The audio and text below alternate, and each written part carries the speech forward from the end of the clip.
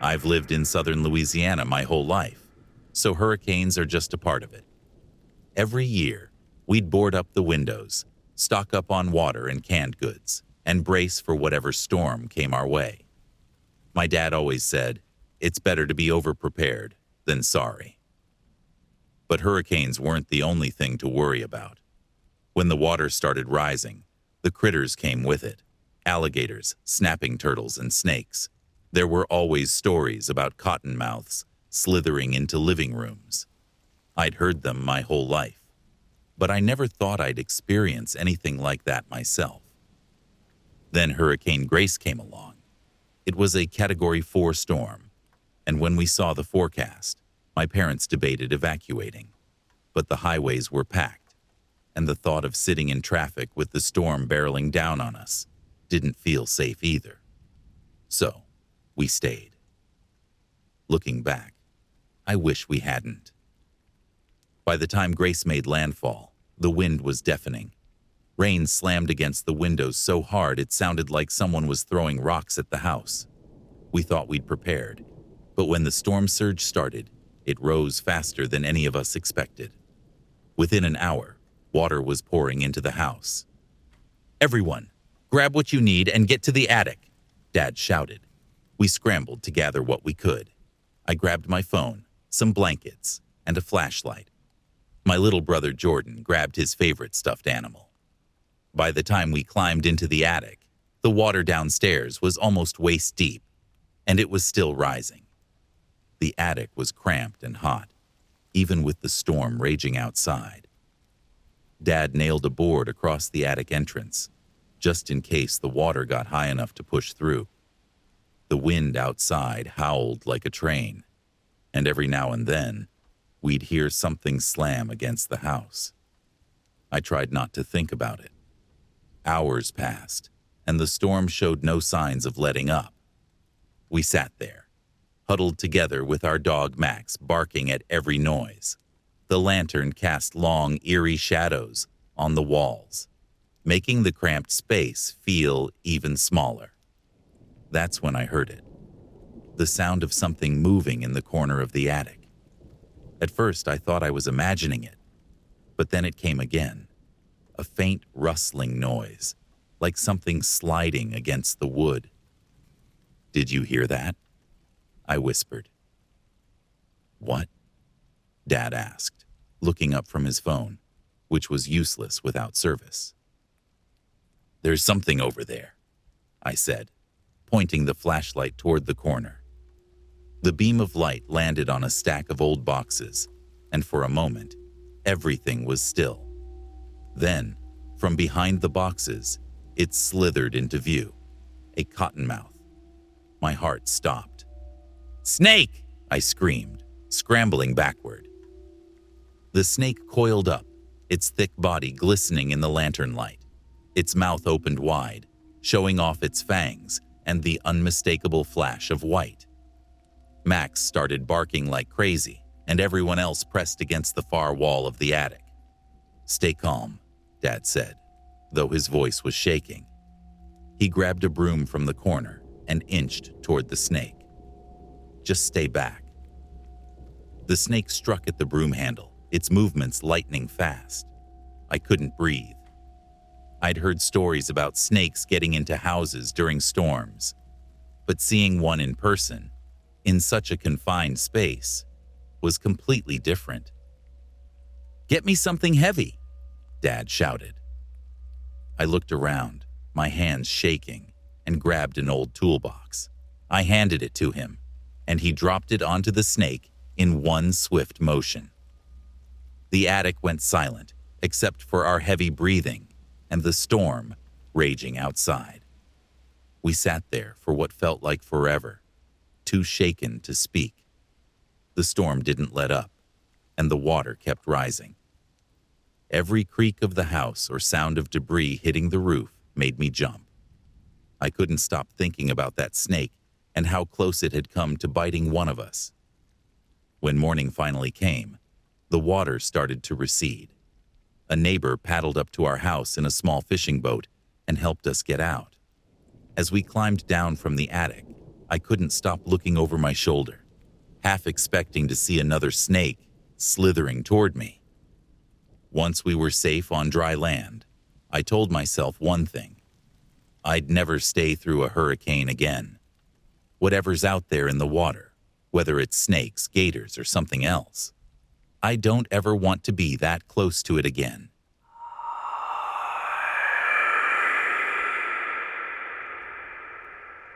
I've been running a small convenience store in Tampa for the past 20 years. It's not much, but it's mine. When Hurricane Ivan was forecast to hit us head on, I debated boarding the place up and leaving town like everyone else, but I just couldn't bring myself to do it. That store has been my life, and I wasn't about to let a storm, or anyone else, take it away. I decided to stay behind and ride it out. The store is in a neighborhood that's seen its share of tough times. Looting isn't uncommon after hurricanes, and I'd heard plenty of stories about small business owners coming back to find their places ransacked. I thought about the cash register, the lottery tickets, and the few pallets of bottled water I'd stocked up on for emergencies. I figured if anyone was going to protect it, it had to be me. I spent the afternoon boarding up the windows and moving everything valuable into the back office. The storm rolled in around sunset, and the power went out not long after. I sat in the office with a flashlight and a portable radio, listening to the wind howl and the rain pound against the roof. It was eerie being alone in the dark, knowing I was probably the only person left in the area. Around midnight, the storm was at its peak. The building creaked and groaned, and I could hear debris slamming against the metal shutters. I kept telling myself I was safe inside, that the boards would hold. But then, over the roar of the wind, I heard something else. A sharp, metallic clanging sound coming from the front of the store. I froze, straining to hear. The sound came again. Someone was trying to pry open the metal shutters. I grabbed the baseball bat I kept behind the counter and crept toward the front of the store. My heart was pounding so hard, I thought it might give me away. When I peeked through the narrow gap in the door to the stockroom, I saw them. 3 men, each wearing rain-soaked hoodies. One of them had a crowbar and was working furiously to get the shutters open. I debated what to do. Call the police? No chance. They were too busy dealing with storm emergencies. Shout to scare them off? That might work, but if it didn't, I'd be outnumbered. I decided to wait and hope the shutters would hold, but they didn't. With one final heave, the man with the crowbar pried the shutter open just enough to squeeze through. The other 2 followed, and within seconds they were inside, dripping water all over the floor. One of them barked orders, telling the others to grab anything valuable. I gripped the bat tightly, my palms slick with sweat. I thought about confronting them, but before I could move, one of them headed straight for the back office, straight for me. I ducked behind a stack of boxes, holding my breath as he walked past. He was carrying a flashlight and muttering to himself, something about finding the cash register. He was so close I could see the water dripping from his hoodie onto the floor. Then I heard a loud crash from the front of the store, one of the other guys knocking over a display shelf. The man near me turned back toward the noise, giving me just enough time to slip into the office and lock the door behind me. My hands were shaking as I fumbled for my phone. I dialed 911, praying someone would answer. It took a few tries, but finally, I got through. I whispered my situation, explaining that there were looters in the store, and I was trapped in the office. The dispatcher told me to stay quiet and wait for help, but I could hear the doubt in her voice. With the storm raging, who knew how long it would take for anyone to get there? The next few minutes felt like hours. I could hear the men ransacking the store, their voices getting louder as they argued over what to take. At one point, One of them banged on the office door, but thankfully, they didn't try to force it open. Finally, I heard it, a faint wail of sirens cutting through the storm. The men heard it too. They started shouting and scrambling, grabbing what they could before bolting out the way they came. When the police arrived, the store was a mess. Shelves were overturned, merchandise was scattered everywhere, and the cash register was gone. But I was safe, and that's all that mattered. Looking back, I don't know if staying behind was the right choice. I protected my store, but at what cost?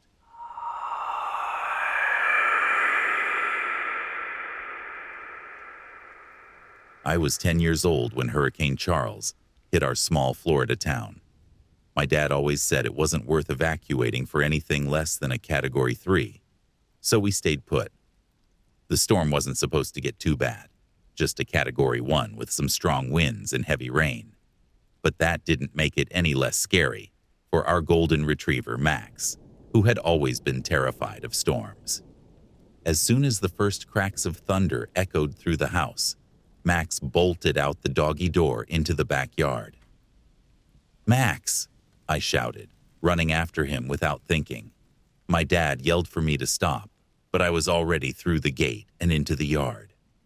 Max tore through the fence and into the nearby wooded swamp area. The rain was coming down in heavy sheets, and the wind howled through the trees. I followed him, slipping and sliding on the muddy ground. After what felt like forever, I finally spotted him, huddled under a tree, shaking and soaked to the bone. "Come on, buddy," I said, grabbing his collar. But when I turned to head back home, I realized I was lost. The woods all looked the same in the dim light, and the storm had only grown stronger. My heart sank when I came to the small wooden bridge that led back to our neighborhood and saw that it was completely flooded. The water was rushing too fast for me to cross safely. I was stuck. Max whimpered, pressing close to my leg. I tried not to panic, looking around for another way out. That's when I saw a faint light through the trees. A house. It wasn't far, and I knew we needed to get out of the rain. With Max at my side, I trudged toward it, hoping whoever lived there could help. The house was old and run down, with peeling paint and a sagging porch. The light was coming from inside, and I could see the shadow of someone moving. I knocked on the door, my hands shaking from the cold. The door creaked open, and a man stepped out. He was tall and wiry, with messy hair and tired eyes. He didn't look surprised to see me, but he wasn't exactly friendly either. "What are you doing out in this?" he asked, his voice gruff. "My dog ran off and I got lost," I said. "Can I stay here until the storm lets up?" He hesitated, then stepped aside. "Come in. You'll catch your death out there." The house smelled damp and musty, like it hadn't been lived in for years. The furniture was old and mismatched, and the wallpaper was peeling from the walls. The man shut the door behind us, locking it with a loud click that made my stomach churn. "Sit down," he said, pointing to a faded couch. "You're soaked." I sat down, clutching Max close. The man disappeared into another room and returned with a towel. He tossed it to me without a word. "Thanks," I said, trying to dry off. But something about the way he was watching me made me uneasy.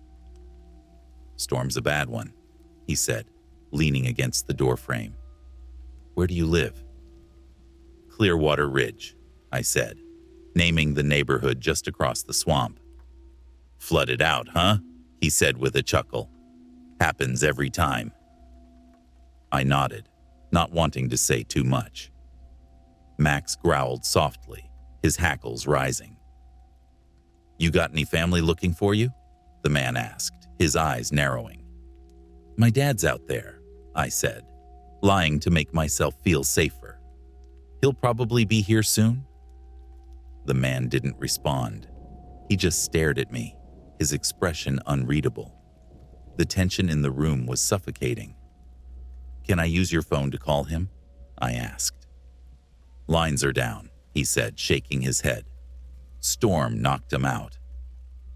I was starting to feel trapped. The man's questions were getting more personal, and his tone was too casual for comfort. "You look like you've been through it," he said, stepping closer. "Bet you could use a hot meal." "I'm not hungry," I said quickly, standing up. "We should get going." "Storm's too rough," he said, blocking the door. "You're safer here." Max barked suddenly, lunging forward. The man jumped back, startled. It was enough to break the tension, and I bolted for the door, throwing it open. Just as I stepped onto the porch, I saw flashing lights in the distance. Police cars. I ran toward them, yelling for help. The officers pulled up, their headlights cutting through the rain. "What's going on here?" one of them asked, stepping out of the car. "He was in the house," I said, pointing back. "He wouldn't let me leave." The man came to the door, raising his hands. Hold on. I was just helping the kid out." One of the officers looked skeptical. "We got a call about a missing boy and his dog. Where's your father, son?" I explained what had happened, and Max barked again, giving away the fact that we were inside the house. The officers told the man to step aside and escorted me and Max to their car. The man technically hadn't done anything illegal, but the officers didn't seem to trust him. They gave him a warning and told him to stay out of trouble. I never found out what his deal was, but I knew I'd never forget the look in his eyes. When I got home, my dad hugged me so tightly, I thought he'd never let go. I don't know what would have happened if the police hadn't shown up, and honestly, I don't want to think about it. I've stayed away from that swamp ever since.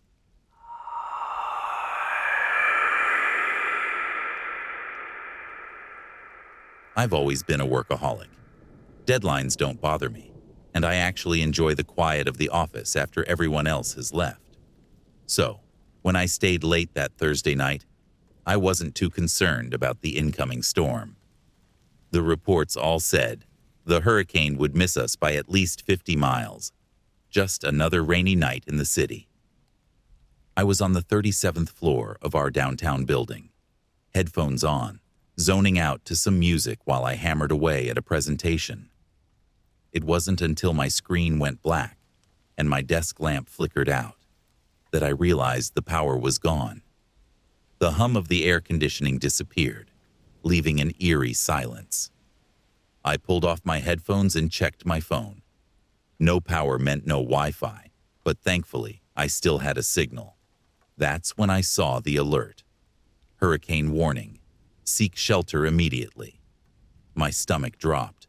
The storm had shifted, and it was coming right for us. Outside, the wind howled like a freight train. I made my way to the window, and through the flashes of lightning, I could see sheets of rain slamming into the building. It was chaos outside. I couldn't stay here. I needed to get out. I grabbed my backpack, turned on my phone flashlight, and headed for the stairwell. The elevator was a no-go, so I started descending the dark concrete steps. It wasn't so bad at first, just me and the echo of my footsteps. But by the time I reached the second floor, my flashlight hit something that made me stop cold. Water. A rising pool of it stretched across the landing and was already spilling over the first step. I cursed under my breath. The building was flooding, and I was trapped. Going down wasn't an option anymore, so I turned and began climbing back up. The 5th floor had a cafe, so I decided to stop there to scavenge anything I could. Bottled water, snacks, anything that might help me ride this out. The wind outside roared like a living thing, and the building creaked under the strain. With my arms full of snacks, I decided to wait out the storm in the lounge on the 8th floor. It had couches, blankets, even a TV I could try to power up if the electricity came back.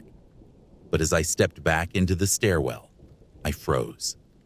I heard a door slam above me, the sound echoing in the narrow space. "Hello?" I called out, my voice bouncing off the walls. Relief washed over me. Someone else was here, but no one answered. Then, I heard it. Fast, frantic footsteps pounding down the stairs above me. They weren't walking. They were running. My relief turned to dread. "Hello?" I called again, my voice cracking slightly. No response, just the sound of footsteps growing louder, closer. Whoever it was, they weren't stopping.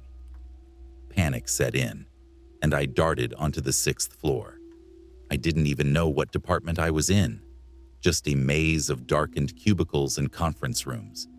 I shut the door behind me and crouched behind a desk, trying to steady my breathing. My heart was pounding in my chest, and I gripped my phone like a lifeline. For what felt like forever, nothing happened. The building creaked and the wind howled, but the footsteps stopped. I started to think I'd imagined it, that the storm was just messing with my head. Then, I heard it. The door to the 6th floor creaked open, and a faint beam of light swept across the walls. I peeked over the desk and saw a figure stepping into the office. A man in a hoodie and black pants, holding a flashlight. He moved slowly, methodically, scanning the room like he was looking for something or someone. I ducked back down, my hands trembling. Why was he here? I hadn't seen anyone else in the building all night. I held my breath, praying he wouldn't come any closer, but the sound of his boots on the carpet told me he was heading deeper into the office. I needed to move. Staying here wasn't an option.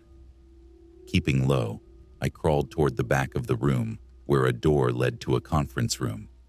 My phone's flashlight was off, and I moved by memory, heart hammering in my ears.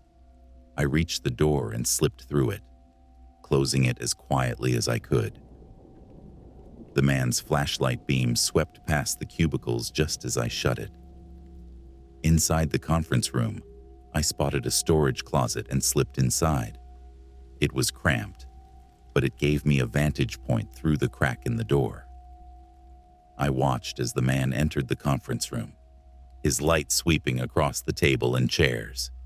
He stopped, crouched down, and picked something up. It was a water bottle, one I had grabbed from the cafe and dropped in my panic. I clenched my teeth, trying to stifle the fear rising in my chest. He knew someone was here. He stood, his flashlight scanning the room slowly, then turned and left, heading back into the stairwell. I stayed in the closet, unmoving, for what felt like hours. Finally, the wind began to die down, and faint light filtered through the windows. Morning was coming. I waited until I was sure the man was gone, then made my way back to the stairwell. The floodwater on the 2nd floor had receded enough for me to wade through, and I finally made it outside. The streets were wrecked, downed trees, debris everywhere. I flagged down an emergency worker who gave me a ride out of there. I never found out who that man was or why he was in the building that night. But every time I pass that office now, I feel a chill run down my spine. I work from home these days. I don't think I could ever stay late at an office again.